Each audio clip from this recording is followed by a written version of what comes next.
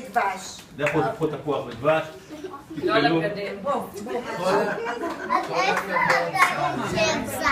אני לא יושב, אתם רוצים לשבת, תשבו כאן.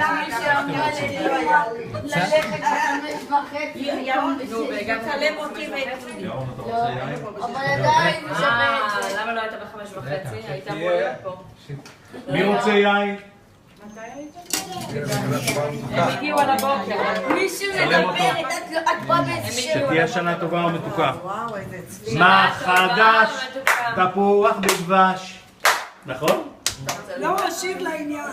זה מזלה. שנה עברה, שנה עברה, אני טובה ירימה, שנה טובה וחמה, שנה טובה לך אמא, שנה טובה, שנה טובה.